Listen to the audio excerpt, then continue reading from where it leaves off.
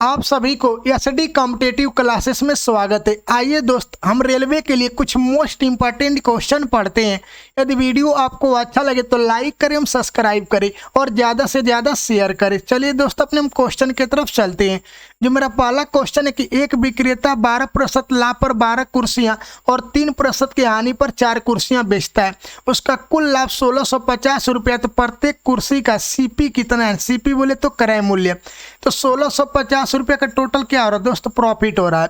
हम जान रहे हैं कि एक कुर्सी पर 12% का लाभ, तो 12 कुर्सी पर कितने का लाभ होगा? 144 का। एक कुर्सी पर 3% की हानि, तो 4 कुर्सी पर कितने की यानी 12 का। और गुणे क्या कर लेंगे? 100 कर लिया जाएगा। तो यानी 1650 गुणे 100 अपान 144 में से 12 घटाएंगे तो दोस्त कितना हो जाएगा? 132। कट कर लिया जाए। 11 से कट करेंगे तो कितनी बार में कटेगा? 150 बार में। 11 से इसको कट करेंगे तो कितनी बार में कटेगा? 12 बार में। अब दोस्त चलिए 3 से कट कर ले। 3 से कट करेंगे तो 50 बार में ये कैंसिल होगा। 3 से इसको कट करेंगे 4 बार में ये कैंसिल होगा। 100 4 से 25 बार में, यानी 25 गुणे 50 कितना? 125, यानी 1250। 1250 बोले तो ऑप्शन नंबर बी। चलिए दोस्तों, अपने नेक्स्ट क्वेश्चन की तरफ चलते हैं। टोनी 6,50,000 रुपये की कुल राशि में 2 कार ए और बी खरीदता है और वह कार ए को 20% के लाभ पर और कार बी को 20% की हानि पर बेचता है और उसे दोनों कारों के एवज में समान विक्रय मूल्य प्राप्त होता है। तो ध्यान रखिए जब दोस्तों, जब एसपी सेम हो जाए, जब एसपी सेम हो जाए तो क्या किया जाता है कि पहली वस्तु का जो दिया दूसरी पे लिखते हैं, दूसरी का पहली पे लिखते हैं। पहली कार पे 20% का लाभ है तो दूसरी पर लिखेंगे 120। दूसरी पे 25% की हानि है तो पहली पे लिखेंगे 75।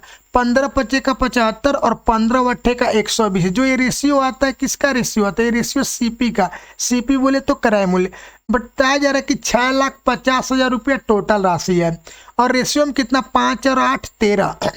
13 से भाग करेंगे तो एक यूनिट की वैल्यू कितनी हो? 13 5 60, यानी 50,000 एक यूनिट की वैल्यू।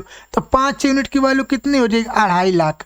8 यूनिट की वैल्यू कितनी हो जाएगी? 8 यूनिट की वैल्यू हो जाएगी आपका 4 लाख। यानी ऑप्शन नंबर कौन सा होगा? Option number D. चलिए दोस्तों, अपने हम नेक्स्ट क्वेश्चन की तरफ चलते हैं। एक व्यक्ति अपनी मेज को 25/2% के लाभ पर और कुर्सी को 25/3% के हानि पर बेचता है, लेकिन इस पूरे अंतराल पर उसे 25 रुपया का लाभ होता है। वही दूसरी ओर यदि वह मेज को 25/3% के हानि पर बेचता और कुर्सी को 25/2% के लाभ पर बेचता तो उसे न तो लाभ होता और न ही हानि होती। तो मेज का सीपी कितना होगा? सीपी बोले तो क्रय मूल्य। ध्यान रखिए दोस्तों, बताया जा रहा है कि न लाभ होता और न ही हानि होती है। तो न लाभ और न हानि उस कंडीशन में होगी जब पहली वस्तु पे जितने रुपया का लाभ हो उतना ही दूसरी वस्तु पे क्या हो? हानि हो। पहली वस्तु पर जितने का लाभ हो दूसरी पर क्या हो? उतने की हानि हो। तो ऐसे इस क्वेश्चन को करने के लिए दोस्त क्या करते हैं? पहली का दूसरी पे लिखेंगे और दूसरी का पहली पे लिखेंगे। यानी पहली पर जितने प्रतिशत का लाभ या हानि होगा उतने दूसरी पे लिखेंगे और जितने प्रतिशत लाभ या हानि दूसरी पे होगी उसका पहली पे लिखेंगे। तो बताया जा रहा है यार कि मेज पे, यानी पहले दोस्त क्या, यहाँ पे मेज है और यहाँ पे क्या है? कुर्सी है।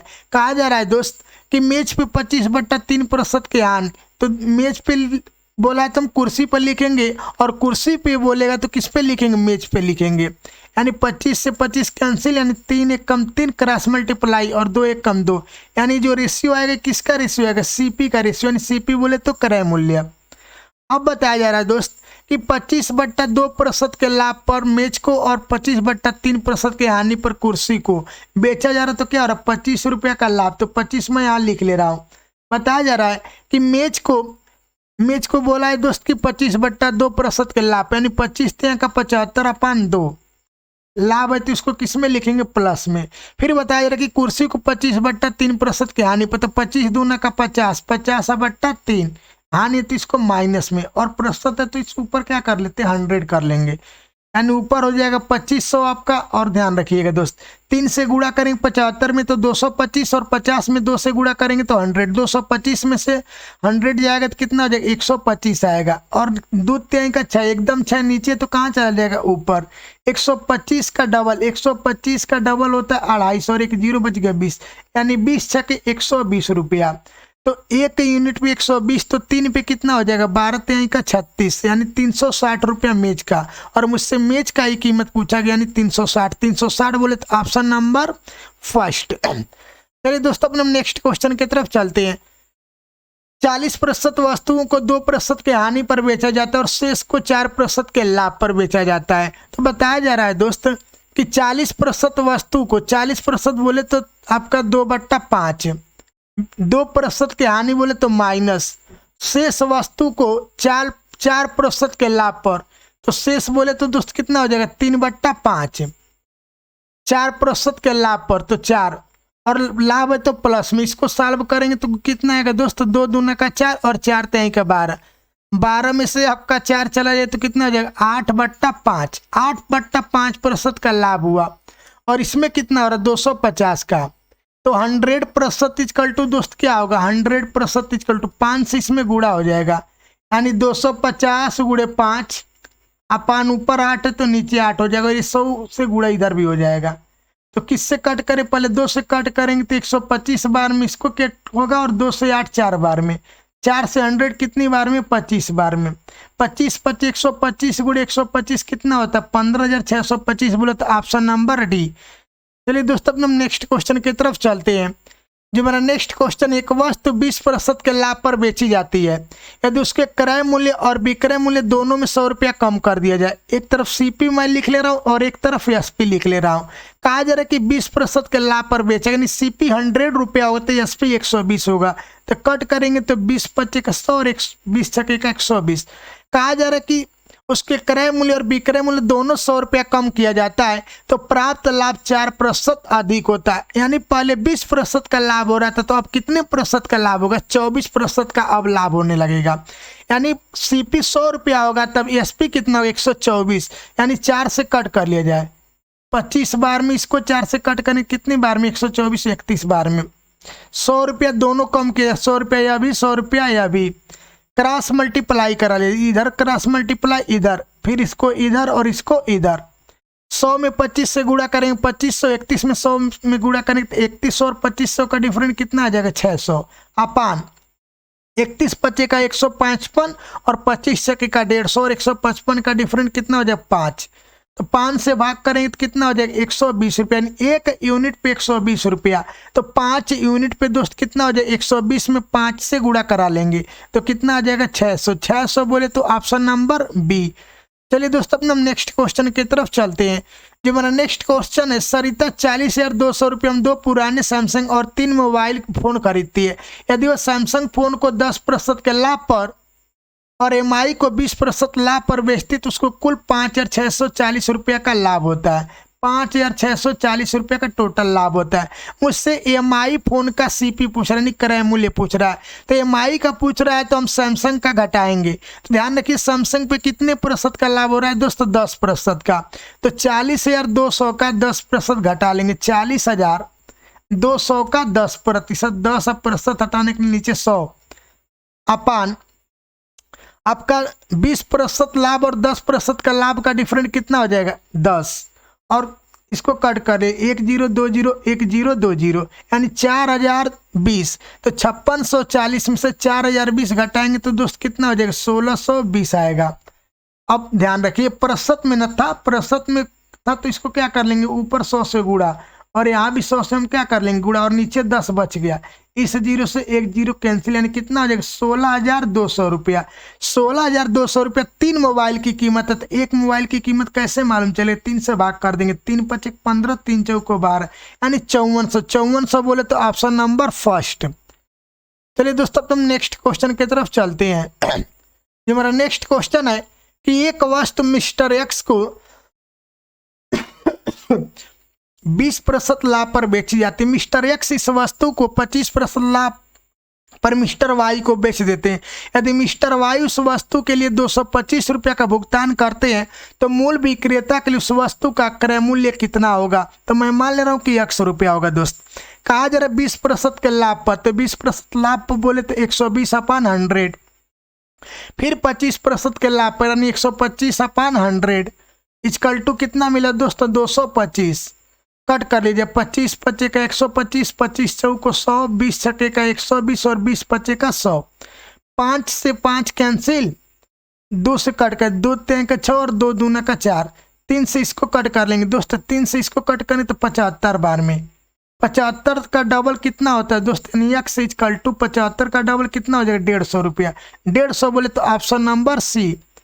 चलिए दोस्तों अब हम नेक्स्ट क्वेश्चन की तरफ चलते हैं। जो हमारा नेक्स्ट क्वेश्चन है, एक वस्तु को 1875 रुपया में बेचने पर अर्जित लाभ उस वस्तु को 1385 रुपया में बेचने पर हुई हानि के बराबर है, तो वस्तु का क्रय मूल्य कितना होगा। तो जब भी ऐसा क्वेश्चन आए दोस्त, एक जो लाभ है हानि के बराबर हो जाए तो दोनों को जोड़ के आधा कर लेते हैं, यानी दोनों को जोड़ के क्या कर लेंगे, आधा कर लेंगे तो सीपी निकल जाएगा। यानी 1300 का कितना है दोस्त, 1350, 5 5 10, 8 7 15, 1 16, 18 13 31, 31 1 32, 32 का आधा यानी कितना हो जाएगा दोस्त 1630 रुपया। 1630 बोले तो ऑप्शन नंबर बी।